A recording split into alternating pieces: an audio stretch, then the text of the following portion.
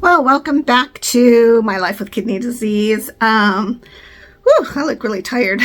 I am really tired, though, I'd have to say. I'm wearing my Don't Bother Me Because I'm Sleeping shirt, so maybe that's just who I am today. Nonetheless, I have to tell you something that happened to me the other night, which has never happened before, and I don't know what really, why it happened. But I was laying down in bed, and it's probably about 11 o'clock at night, and I shifted my head a little bit, my neck, and all of a sudden I felt like this feeling or this gush maybe of fluid in my mouth that started to immediately burn my throat. And I mean burn my throat. And I was so freaked out.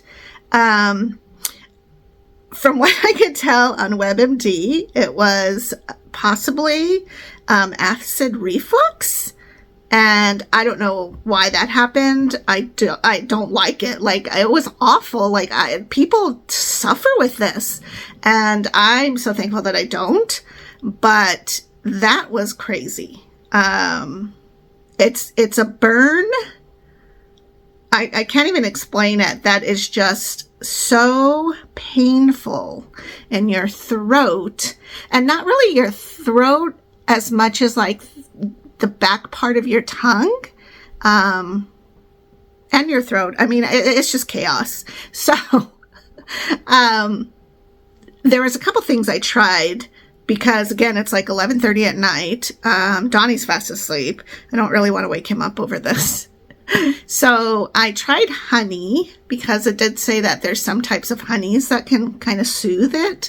I started to drink lots of water because, when something's hot or burning, you naturally want to drink water. We don't have milk in the house because unless I have Charlie, then I don't really buy milk. So I think he had drank it all too at this point. So I didn't have milk, which milk is a natural, I don't know what it is about milk, but a lot of times if something is burning, you ingest milk because it helps to soothe that for some reason. I don't know. Then I tried, there was a suggestion that chamomile tea, sorry, that's Smokey. Hey, quit. Smokey, quit. There's, some teas you can take, and I love tea. During the winter, that's my go-to drink. So I have quite a bit of different flavors of tea, but I didn't have chamomile, and that was the one that they said would help. I did have peppermint, and I tried that, but it really wasn't doing much, except for the warmth of it kind of helped neutralize the burning. Then I thought, let me go ahead and use or take an ibuprofen or acetaminophen, which is basically Tylenol, because people with kidney disease should not take ibuprofen, so I don't even have that in the house. But I took a Tylenol very carefully because I didn't want to become nauseous and then be throwing up on top of this, whatever it was. So I did that. And then as I was reading through more WebMD, basically, that it said cough drops. So I happened to have honey style cough drops. And I tell you, I don't know if it was that or the Tylenol that kicked in, but made me so much better. And at this point, it was probably around 2 a.m. And I tell you, it was suffrage for those hours. And I was pacing around. I actually swept and mopped my bathroom and my kitchen dining area because there is literally nothing else I could do. I was trying to keep myself busy so that I wasn't becoming nauseous. I could kind of avoid the pain a little bit by not focusing on it. So I did that. I actually ended up doing the dishes too. And so I got my kitchen all set up and sparkly clean. And then whatever happened, it just started to go away, and I have not had an issue since. And that was 3 nights ago, I want to say.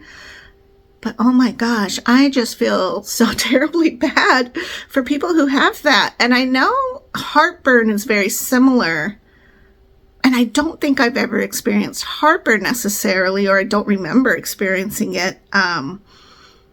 My thought with heartburn is typically people say they have it after like pizza, spaghetti, lasagnas, and all those things tie together with one product, which is tomato.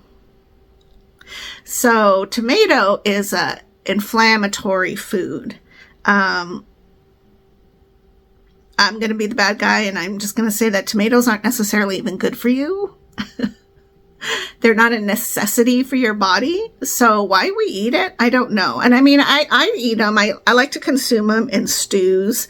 In the rare instance, and I will confess that we actually did have spaghetti New Year's Eve weekend. I like to take like Roma tomatoes because they're more the hearty stew tomato, which I didn't realize there's different levels of tomato, but the Roma tomatoes are very hearty, so they don't fall apart and mush as much as maybe other ones would. But I mean, it depends on what you're doing. So Roma is really good for when you chop it up for like tacos. That kind of thing, like a garnish for that, or salads, because they're super cheap and they hold their shape and they're not super juicy.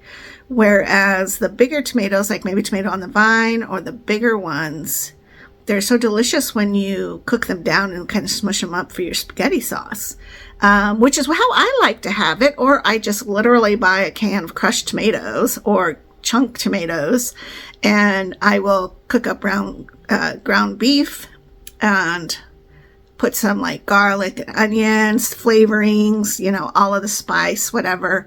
And then I'll throw in a can of the crushed tomato, whatever, because I don't usually buy tomatoes enough and keep them in the house for us to eat them as fast as they go rotten. So I didn't do that this time for spaghetti. I don't know why I was in the mood for pasta, and I haven't had pasta for at least 5 years, because Donnie and I haven't had pasta in that long of time. So we were very disappointed because I went and got really nice quality spaghetti sauce, but I don't know why in my head I didn't think, this is not even how I like spaghetti. I just made it really fast and quick, and I think I was hungry, so maybe that's why I grabbed the stuff at Walmart. And then we brought it home, we made it, and we were like, slightly disappointing. But then I was like, come to think of it, I actually like tomato sauce with actual tomato chunks. Now, Javi does not like it that way. And so he is he wants to use ragu. I know. He's my ragu and my, hamburger helper guy. Kraft macaroni and cheese, that's him.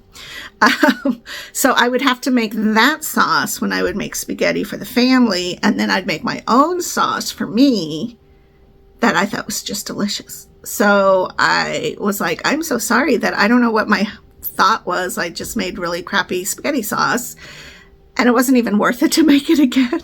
We were just like, we're done. It wasn't worth it. So anyways, after my spaghetti debacle, it's just something that tends to affect people. And I have a friend who is like, gosh, I get heartburn so much after eating spaghetti. And I'm like, maybe you just shouldn't. Instead of trying to medicate yourself with like Tums and other things, your body's literally telling you, don't eat me. This is what happens when you eat me. I would say he's allergic. But, people are going to do what they do, and they're going to eat what they eat. And I don't know.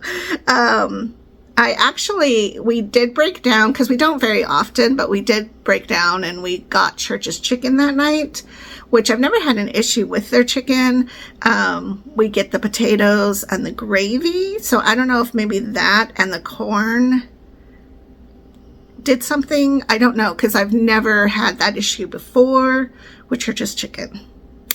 I like Church's chicken. It's super cheap. It's pretty bad for you because it's so grossly fried and probably seed oils. But I don't know. I like the crunch. And every once in a while, when we decide that we're going to cheat, we usually will eat that or In-N-Out burgers, because with the In-N-Out burgers, you can get them with just the patties, but In-N-Out is so inexpensive enough, and the hamburger buns and the fries are really great. So if we're gonna cheat, we just do that. So anyways, that's what happened to me. It was chaos. I don't wish that on anybody because it's such a burn. I actually didn't want to eat the next day. Like, I was scared to eat anything. And Donnie had made homemade sourdough bread. Actually, he made a couple loaves, which was wonderful. So because of that, then I felt like I didn't want it to rot. So I went ahead that day and ate a slice of toast. And I didn't have any issues. But in my back of my head, I still kind of feel like a little scared about consuming anything, because I'm like, I just don't want to get that, whatever that was that happened. I don't know. I know one time I had a hard candy and I choked on it, and I thought it was like I was choking.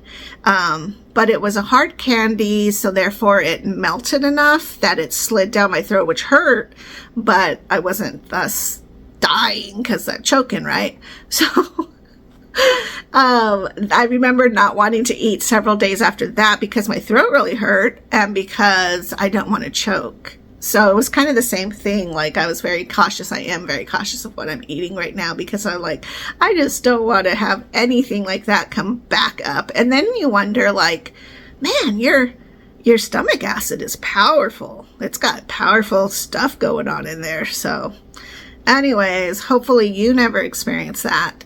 I think if it started happening a lot, or like consistently, then I would need to tell Davida because something's going on, and I would hate to get some type of weird infection and then have that go into like my peritoneum dialysis, because all of that's kind of like together somehow. So it's like, somehow it's like in your body. So yeah, it's together.